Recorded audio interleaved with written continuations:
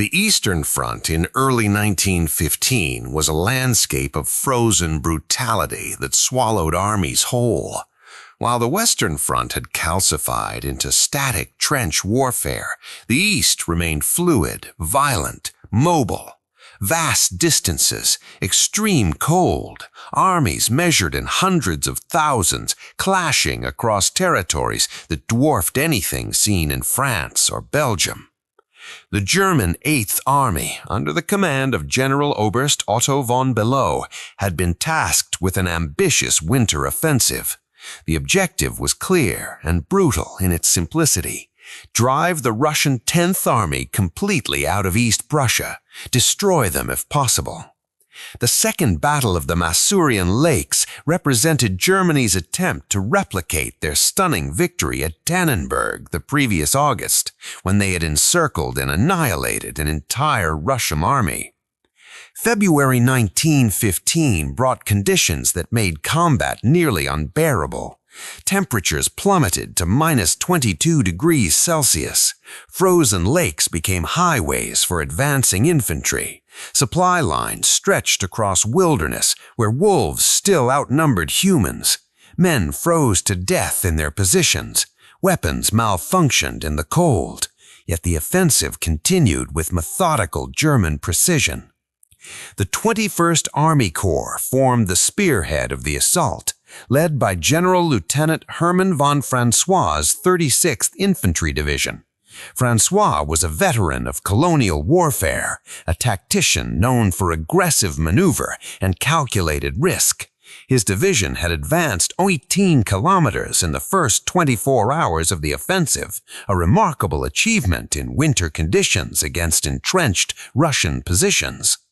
Supporting this advance from positions 3 kilometers behind the front line was the 71st Field Artillery Regiment, equipped with 24 77mm FK-96NA field guns.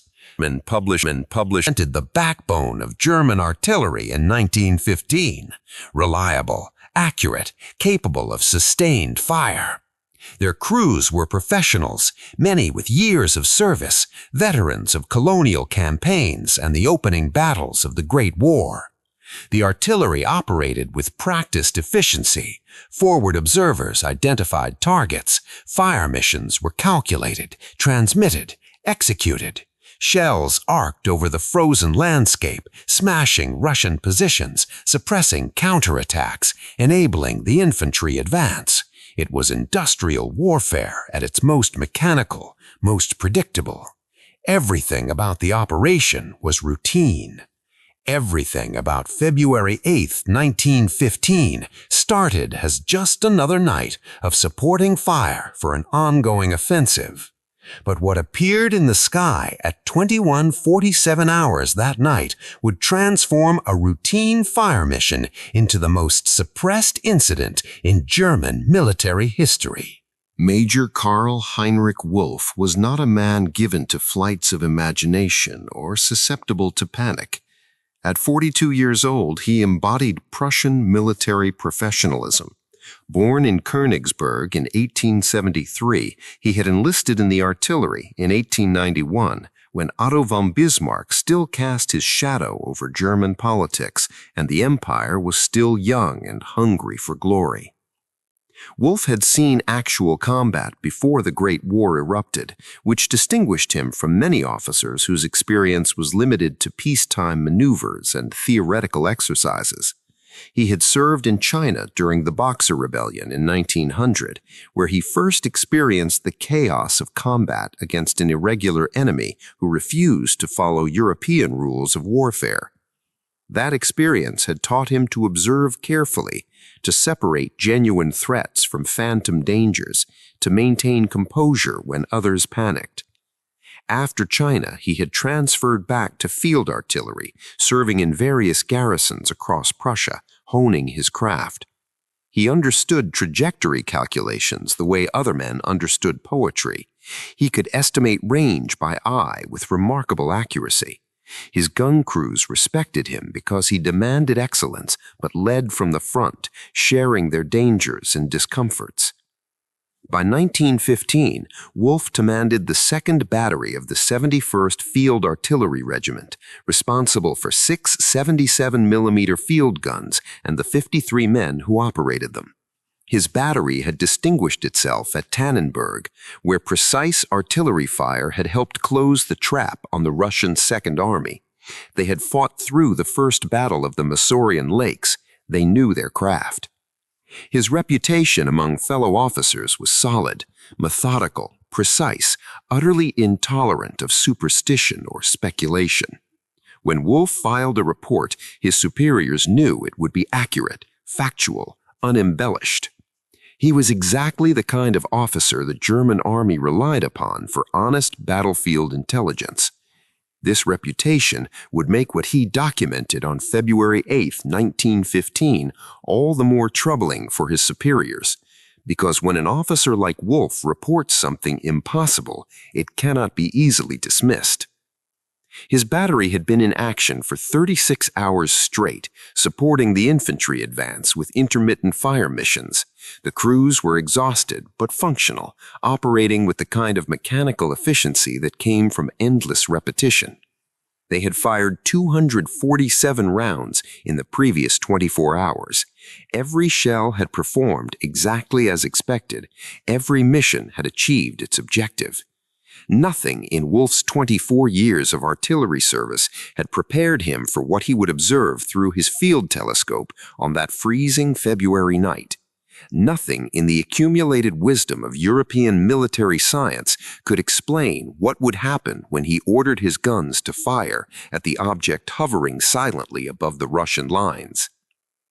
What he saw would not only defy explanation, but would also set in motion a pattern of suppression and elimination that would span decades and claim 14 lives. The temperature had dropped to minus 22 degrees Celsius by 21:47 hours. The sky was crystalline clear, stars brilliant against the blackness, the kind of clarity that only comes with extreme cold. Visibility was excellent despite occasional snow squalls sweeping across the frozen lakes. Wind from the northwest at 15 kilometers per hour carried the sounds of distant artillery, the crack of rifle fire, the occasional scream of wounded men. Major Wolfe was directing a routine suppression barrage against Russian positions near Darkaman, approximately 4 kilometers northeast of his battery position. He observed the fall of shot through his field telescope, making minor corrections to improve accuracy. The work was mechanical, almost meditative. Shell after shell arcing into the darkness, brief flashes marking impacts, plumes of frozen earth and snow rising into the night. Then he noticed something that made him pause. A light, stationary, approximately 800 meters above the Russian second defensive line. At first, he assumed it was a star shell, one of the illumination rounds both sides fired to reveal enemy positions. But star shells fell. They drifted on parachutes, descended, burned out. This light remained fixed, completely motionless against the background stars. He called to his battery commander, Hauptmann Eduard Richter, who was supervising ammunition resupply nearby. Richter was 34, from Dresden, a capable officer with steady nerves and 10 years of service. Wolfe handed him the telescope without comment, merely pointed. Richter observed for perhaps 30 seconds before speaking.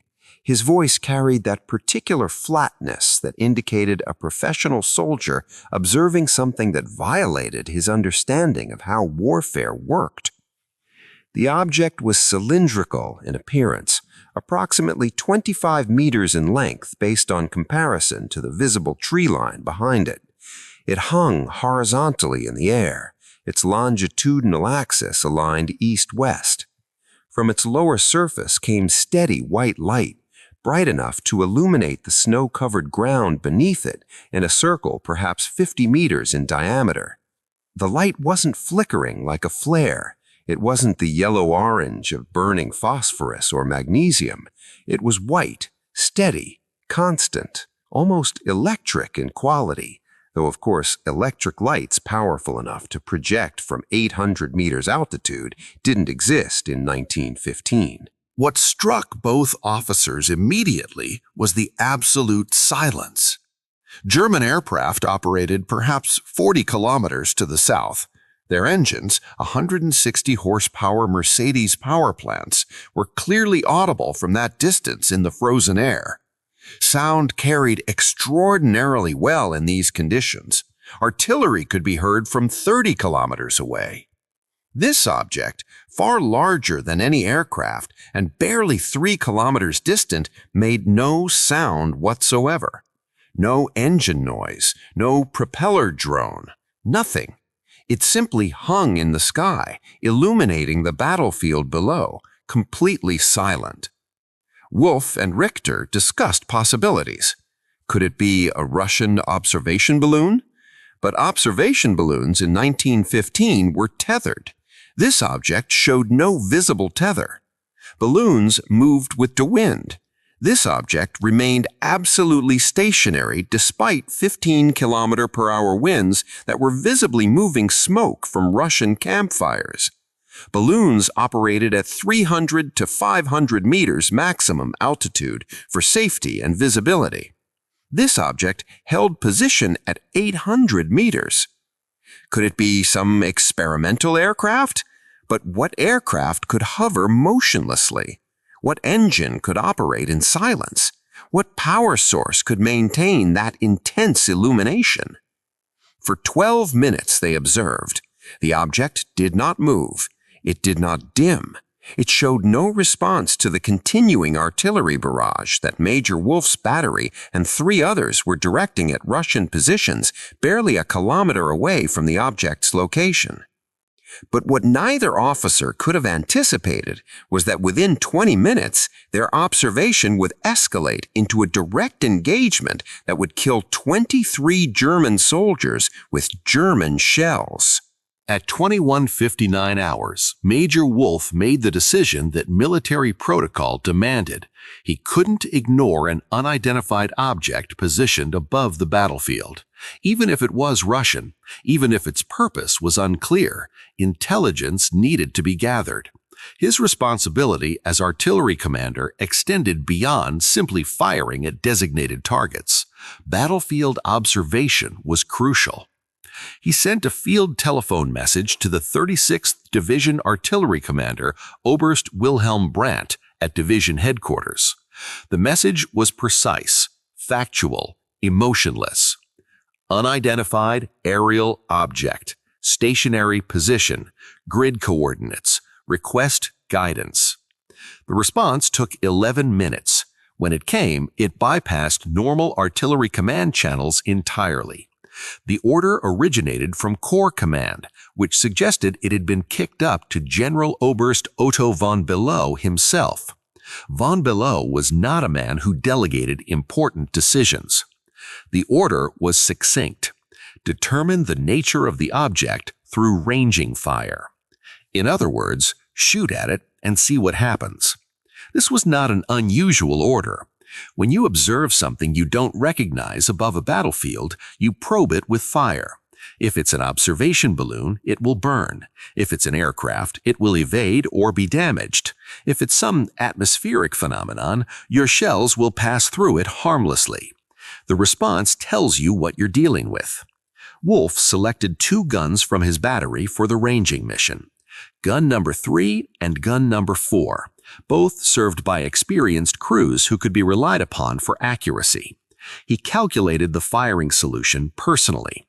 Range, 3,200 meters. Elevation, 24 degrees to reach 800 meters altitude at that distance.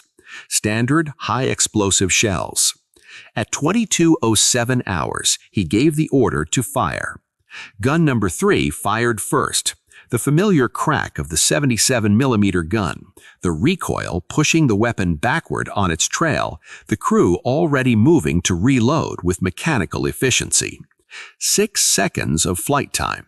Everyone watched the trajectory with field glasses and telescopes. The shell appeared to detonate approximately 50 meters below and to the left of the object. Wolf noted the miss, began calculating the correction. But something was wrong. The detonation flash was the wrong color.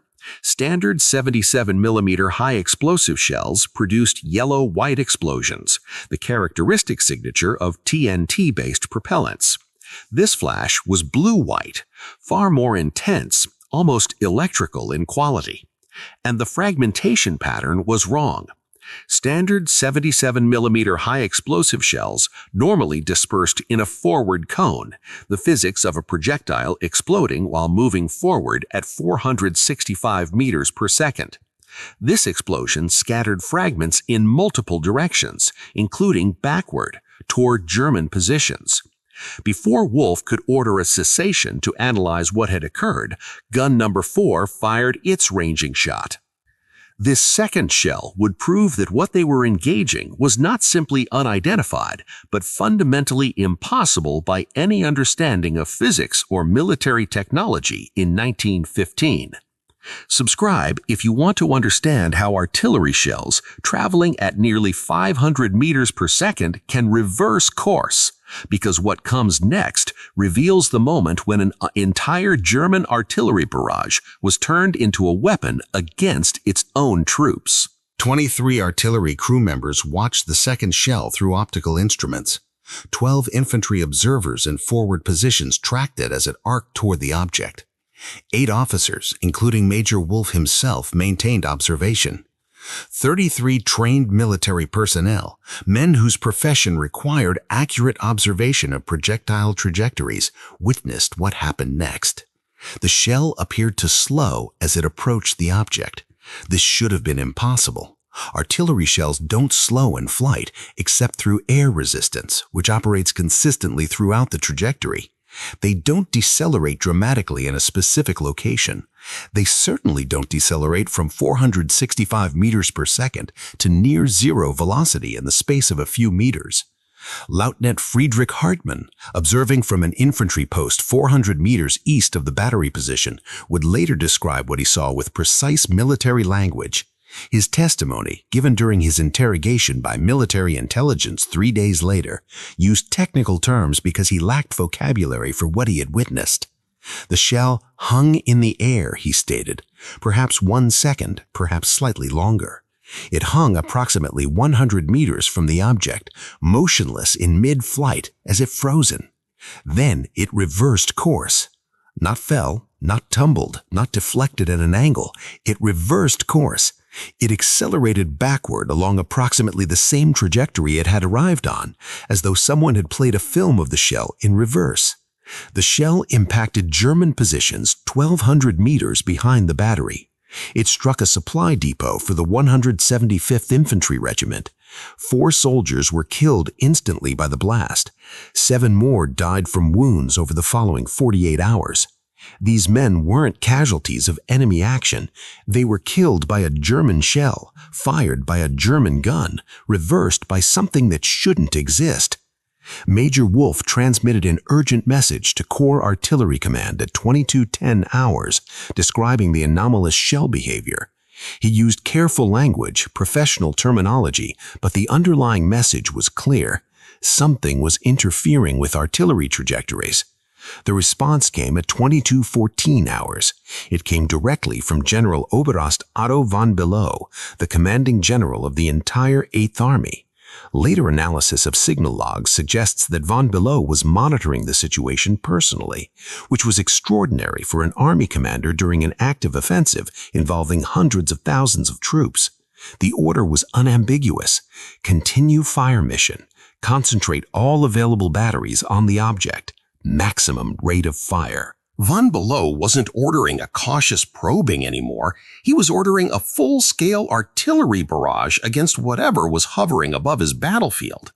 If it could be destroyed by overwhelming firepower, he would destroy it. If it represented some Russian secret weapon, he would eliminate it before it could be used against his forces. What followed was a catastrophe that German military records have never acknowledged. Within 90 seconds of von Below's order, 4 artillery batteries received firing commands, 24 guns total. The 71st Field Artillery Regiment brought all 12 of its guns to bear. The 42nd Field Artillery Regiment added 6 more.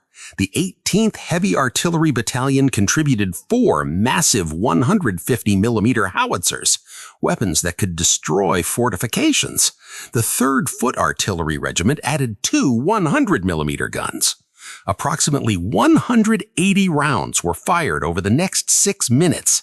The night sky erupted with muzzle flashes. The frozen air trembled with concussions. This was the concentrated firepower that had shattered Russian armies at Tannenberg, now focused on a single stationary target 800 meters in the air. For the first 10 or 12 shells, everything appeared normal. The familiar yellow-white detonations, the expected fragmentation patterns. Observers tracked the explosions blooming around the object like deadly flowers. Then the pattern changed. Detonation flashes shifted to that electric blue-white color. Shell trajectories became erratic, impossible. Projectiles that should have struck the object's position were detonating over German lines, behind German positions, even among the gun batteries themselves. But the horror that was unfolding went far beyond unusual detonation patterns or erratic trajectories. Feldwebel Hans Dietrich, Major Wolf's gunnery sergeant, survived to describe what occurred during those 6 minutes of sustained fire. Decades later, in a 1954 radio interview that was recorded but never broadcast, his voice still carried the weight of that night. The first shells seemed to explode normally, perhaps 10 or 12. We thought we were hitting it, destroying it, whatever it was. Then it changed. The flashes became that blue-white color, like lightning, but sustained, and the trajectories became impossible. Shells that we had watched leave our guns, shells whose trajectory I could calculate in my sleep, were detonating in places they couldn't possibly reach given their elevation and powder charge. Gefreiter Otto Schneider, gun layer for gun number 3, maintained a personal diary throughout the war, a practice technically forbidden but widely tolerated. His entry for February 8, 1915, described shells turning in mid-flight as though struck by an invisible hand, reversing course, falling on our own positions. Multiple witnesses from different batteries, different observation posts, different units that had no communication with each other during the engagement, described the same phenomenon using nearly identical language. Shells decelerating near the object, shells hanging motionless, shells reversing course, shells striking German positions with full force. At 2216 hours, a reversed shell struck gun number 7 of the 71st Field Artillery Regiment. The weapon was in the process of being reloaded when the shell impacted directly on the gun shield. The entire 6-man crew was killed instantly. The explosion was so violent that pieces of the gun were found 50 meters away. At 2217 hours, 3 shells impacted the ammunition storage area for the 42nd Field Artillery Regiment. The regiment had positioned their reserve ammunition in a location calculated to be safe from any possible Russian counterfire.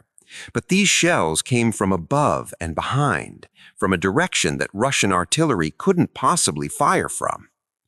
The secondary explosions from detonating ammunition stores killed 12 men outright and wounded 23 more. The blast destroyed 2 additional guns and rendered the entire battery combat ineffective. Men were buried under frozen earth, crushed by equipment, shredded by fragments from shells that their own side had manufactured. At 2218 hours, with casualties mounting and the situation spiraling beyond control, Major Wolf made a decision that could have resulted in his court-martial. On his own authority, without waiting for orders from Corps Command, he transmitted an emergency ceasefire order to all batteries. The firing stopped within 30 seconds. The sudden silence was profound, broken only by the screams of wounded men and the crackling of fires from the destroyed ammunition stores. gancho der retención. But the moment of absolute horror came when every surviving officer realized what the final casualty count would reveal. Total German casualties from the 6-minute artillery engagement: 23 dead, 31 wounded. Every single casualty was caused by German artillery shells. Not a single round from Russian forces had contributed to the toll. The German Eighth Army had effectively attacked itself. The object throughout the entire engagement had remained absolutely motionless. It showed no signs of damage. It made no evasive maneuvers. It simply absorbed or deflected every shell fired at it, while somehow causing those shells to impact German positions with devastating accuracy. Military investigations would later note the statistical impossibility of what occurred. Artillery shells, even when misfired or malfunctioning, don't concentrate their impacts on friendly positions. Random mechanical failures would produce random impact patterns. But the shells that struck German positions had done so with what appeared to be precision, targeting ammunition stores, gun positions, and troop concentrations. At 22:34 hours, 16 minutes after the ceasefire, the object ascended. Witnesses from multiple positions watched as it accelerated vertically from its stationary position. The acceleration was not gradual, not the building speed of an aircraft gaining altitude. The object went from completely motionless to beyond visual tracking range in approximately 3 seconds. It departed on a bearing of 087 degrees, almost due east, directly toward Russia. The light from its lower surface diminished rapidly as it climbed, becoming a point of light, then invisible against the stars. Observers estimated it covered approximately 2 kilometers vertically in those 3 seconds. Simple mathematics suggested a speed of roughly 2,400 kilometers per hour. For context, the fastest aircraft in existence in 1915 was the Fokker E-3, which had a maximum speed of 137 kilometers per hour in level flight. This object had accelerated to 17 times that speed, vertically, from a standing start. Major Wolfe immediately compiled his battery's war diary entries for the engagement. Standard military procedure required documentation of all fire missions, expenditure of ammunition, and any unusual circumstances. His entry for February 8-9, 1915 was unusually detailed, running to 3 full pages of precise technical description. By 2300 hours, less than 2 hours after the engagement concluded, intelligence officers from Corps Command arrived at his position. Major Ernst Vogel, Intelligence Section 21st Army Corps, brought 6 assistants. They began interviewing witnesses immediately, separately, thoroughly.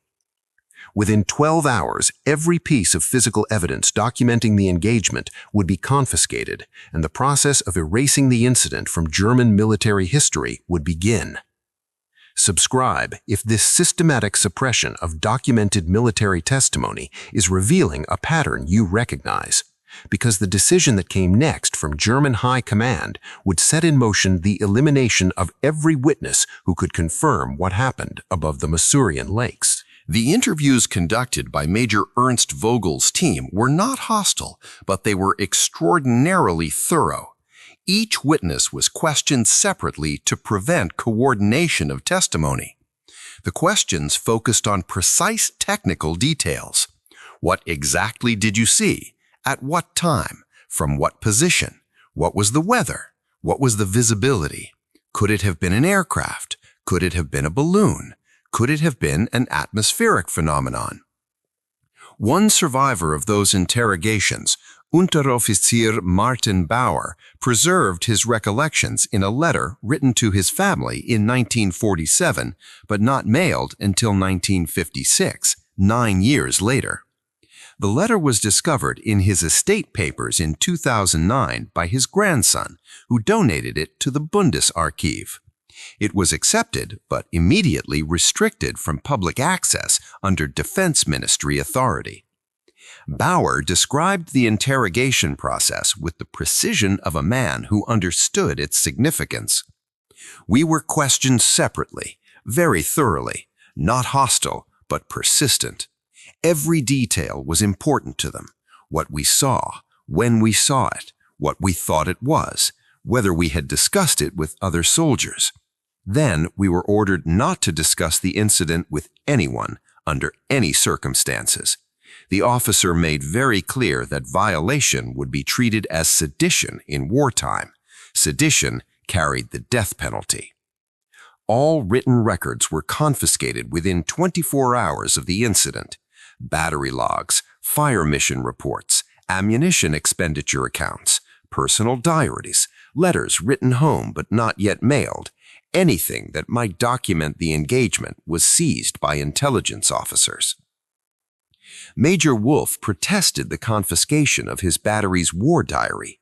The war diary was an official military document, a legal record of the unit's actions. Its confiscation was extraordinary and violated military administrative procedures. He filed his objection formally through artillery command channels. His superior, Oberst Wilhelm Brandt, overruled the protest, citing operational security and direct orders from Corps Command. The conversation, according to witnesses who overheard portions of it, became heated. Wolfe insisted on maintaining proper records. Brandt informed him that the records had been classified at the highest level and that further discussion constituted insubordination. Wolfe filed a formal written complaint with the 21st Army Corps Legal Section. The complaint appears in Corps administrative records, preserved in the Bundesarchives collections. It's a remarkable document, 2 pages of careful legal argument about the importance of maintaining accurate military records and the potential consequences of suppressing information about enemy capabilities. The response to Wolfe's complaint does not appear in any archive. There is no record that it was ever answered. The file simply stops after Wolfe's submission. Interestingly, witnesses were not immediately transferred or separated. The Second Battle of the Masurian Lakes was still in progress. The Eighth Army required every available unit for the ongoing offensive against Russian forces. Scattering witnesses across different units would have compromised operational effectiveness. But within 30 days, reassignments began. They were systematic, methodical, carefully designed to scatter the 67 documented witnesses across the entire German military structure on the Eastern Front. No 2 witnesses who had observed the incident from the same position remained in the same unit. The official explanation for these transfers was operational requirements or personnel redistribution based on tactical needs. But the pattern was unmistakable to anyone who examined the transfers collectively. Every man who had witnessed the incident at close range was moved. Most were transferred to different divisions. Some were sent to different armies.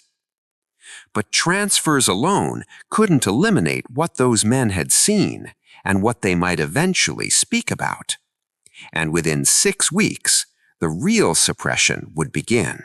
Major Karl Heinrich Wolff died on March 14, 1915, 34 days after the incident at the Masurian Lakes. Official cause of death: killed in action during a Russian counterattack near Augustov, approximately 80 kilometers south of the original incident location. His body was recovered 2 days later by a patrol from his own regiment. The official report, signed by his replacement as battery commander and filed with division headquarters, noted a single gunshot wound to the head, described as consistent with rifle fire at medium range from Russian positions during a reconnaissance patrol that encountered unexpected resistance.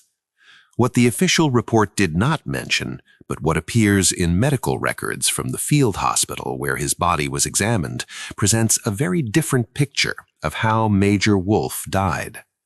The autopsy, conducted by Stabsarzt Heinrich Müller, a military surgeon attached to the 36th Division, documented the wound trajectory with the precision typical of German military medicine.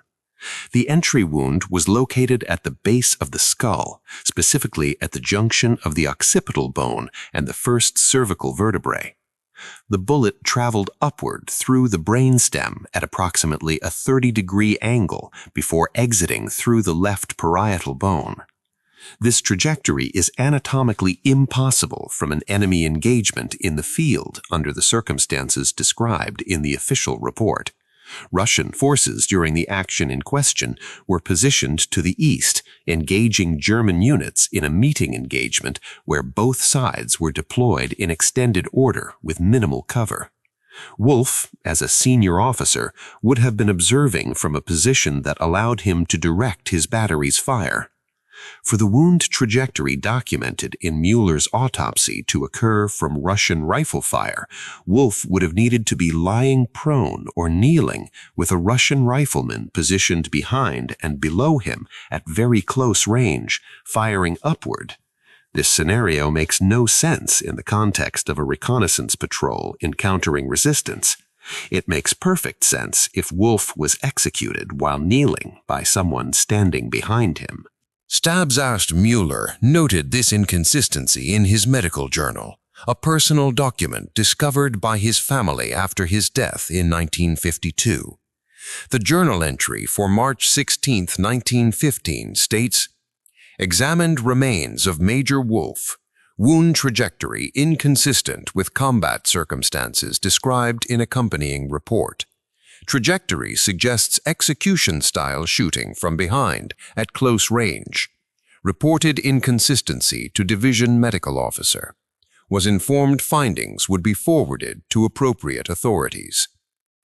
No investigation was ever conducted into the circumstances of Wolf's death.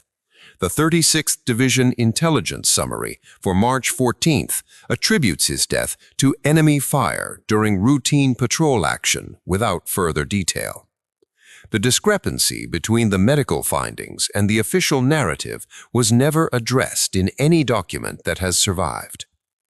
Major Wolf's personal effects, including his field telescope, observation notes for February 8 through 9th, and personal correspondence, were inventoried and sent to Corps headquarters for forwarding to his family according to standard procedure. They never arrived. His widow, Margareta Wolf, petitioned for their return for 18 months. Her letters to various military offices are preserved in family papers, each one more desperate than the last, asking for the return of items that had enormous sentimental value. In September 1916, she received a letter from the War Ministry stating that Major Wolf's personal papers were lost during administrative reorganization following the evacuation of Königsberg. Königsberg, the major city of East Prussia, was never evacuated during World War I. Russian forces never came close enough to threaten it. There was no administrative reorganization that would have involved moving personal effects of deceased officers. The explanation was a fabrication and not a particularly careful one.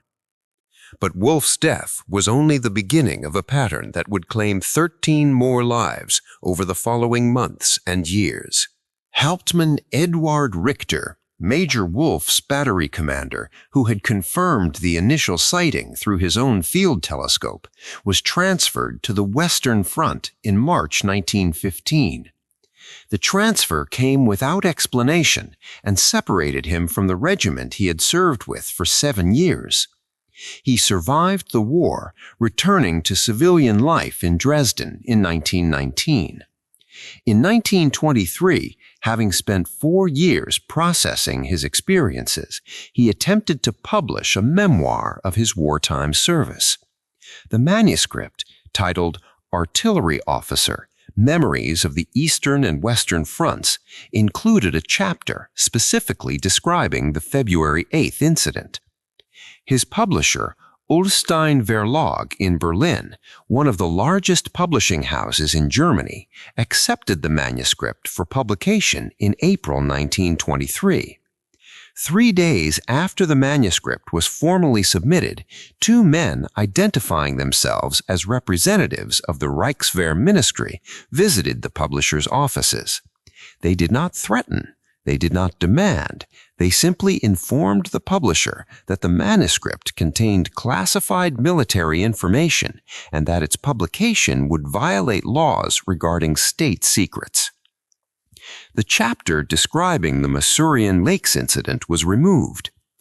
Richter was informed by letter that publication of classified military information, regardless of the war's conclusion 5 years earlier, remained a criminal offense, punishable by up to 10 years imprisonment. The letter specifically noted that the, quote, public interest in maintaining military secrecy outweighs any historical or educational value such information might possess, unquote. Richter's memoir was published in modified form in 1924 without the controversial chapter. He never spoke publicly about the incident again. He died in 1926 of a heart attack. He was 45 years old with no prior cardiac history and had been in apparent good health according to family members. His death occurred while he was alone in his study at home. His body was discovered by his wife 6 hours later. In 1938, his widow discovered his original manuscript hidden in their attic while preparing to sell the house. The complete version, including the suppressed chapter, had been preserved. She attempted to donate it to the Bundesarchiv, thinking it might have historical value. The archive declined to accept it. She kept the manuscript until her death in 1961. Her son attempted to publish excerpts in 1965 as historical material related to World War I aviation mysteries. He received a letter from the Bundesarchiv stating that the material remains subject to classification under Defense Ministry authority despite being 50 years old. The manuscript disappeared from family possession between 1965 and 1967. The son reported it stolen in a burglary. Police investigated and found no signs of forced entry. Nothing else was taken from the house, only the manuscript was missing. The systematic elimination of witnesses continued with increasing precision, and the methods became more sophisticated with each death. Lieutenant Friedrich Hartmann, the infantry observer who had watched shells reverse their trajectory, survived the February 8th incident and the remainder of the Eastern Front campaigns. He was transferred to the Western Front in May 1916 as Germany shifted forces to meet the Allied offensives at Verdun and the Somme. He was killed at Verdun on June 4, 1916.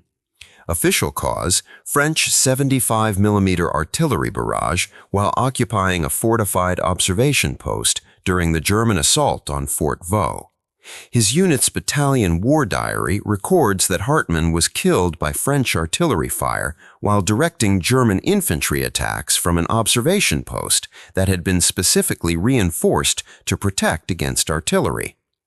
His body was recovered and examined by Stabsarzt Friedrich Klein, a military surgeon who had some training in forensic pathology before the war. Klein's official report noted extensive fragmentation wounds consistent with shell burst at very close range. What Klein noted in his private journal, but carefully excluded from his official report, was that the shell fragments he extracted from Hartmann's body appeared to be German, not French. He conducted an informal metallurgical analysis using acid tests available in the field medical unit. The fragment's composition matched German 77mm shells, not French 75mm rounds. This finding was extraordinary because no German artillery was firing in that sector at that time. The nearest German guns were 8 kilometers distant, firing in the opposite direction against French positions around Fleury. For German shell fragments to have killed Hartmann, a German shell would have needed to travel 8 kilometers, cross over friendly positions, and impact precisely on a fortified observation post occupied by a German officer.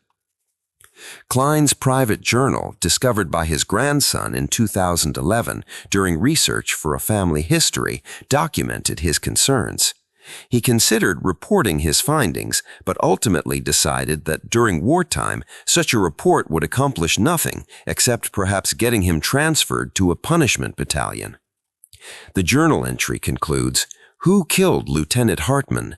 Officially, the French. Actually, I have my suspicions, but they are too dangerous to voice." Klein donated his journal to the Bundesarchiv in 2011. It was accepted into the collections, but immediately restricted from public access under the same Defense Ministry authority that has sealed materials related to the February 8th incident. Feldwebel Hans Dietrich, Major Wolf's gunnery sergeant who had witnessed the entire engagement from beginning to end, survived the war and returned to civilian life. He remained silent about the incident for nearly 40 years, working as a schoolteacher in Hamburg, living quietly, raising a family. In 1954, he was interviewed by Norddeutscher Rundfunk, North German Broadcasting, for a radio series about veterans' experiences on the Eastern Front. The interview was extensive, covering his entire wartime service. At the end, the interviewer asked if he had ever witnessed anything unusual during his service. Dietrich's response, preserved on the original recording tape, was detailed and specific. He described the February 8th incident completely, including the object's appearance, the reversed shells, the casualties, and the subsequent suppression. The interview ran for 17 minutes on this topic alone.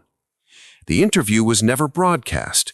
According to internal memos from the radio station, obtained through FOIA requests in 2005, the program was canceled due to concerns about content accuracy and potential violation of existing defense classifications.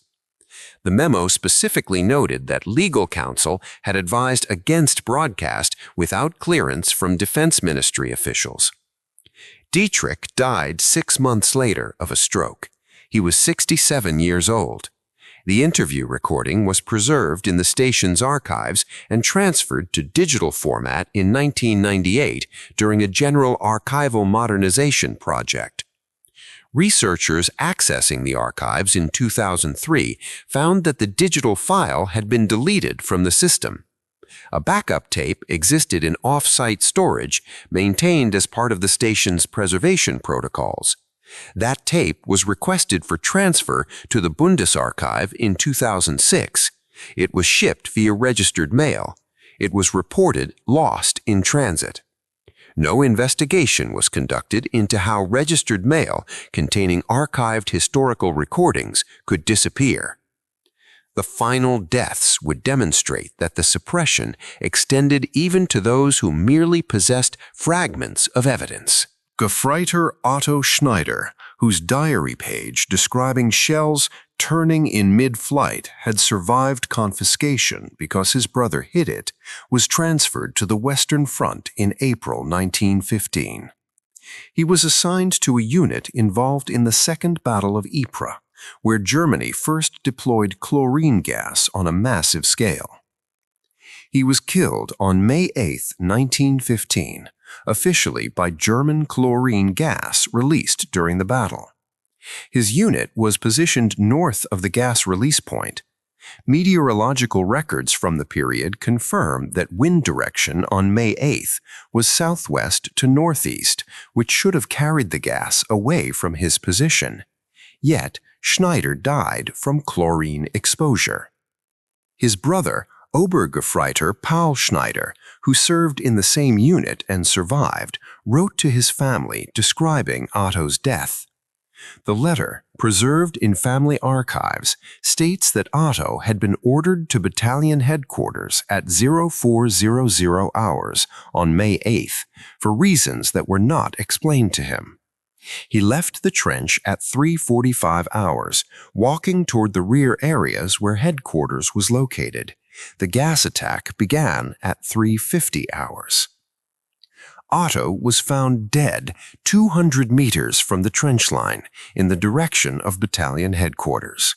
He had no gas mask or protective equipment with him. This was unusual because standing orders required all personnel to carry gas protection at all times when in forward areas where gas might be used. Why would a soldier be ordered to battalion headquarters without protective equipment minutes before a planned gas attack? Powell Schneider raised this question in his letter to his family. He wrote home regularly for years, but after that letter, he never wrote again. He was killed 3 days after Otto's death. Official cause, sniper.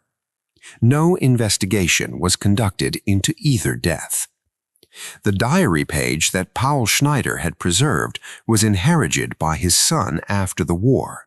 It remained in family possession until 2016, when Otto Schneider's grandson donated it to the Imperial War Museum in London, thinking it would be valued as a primary source document from the Eastern Front.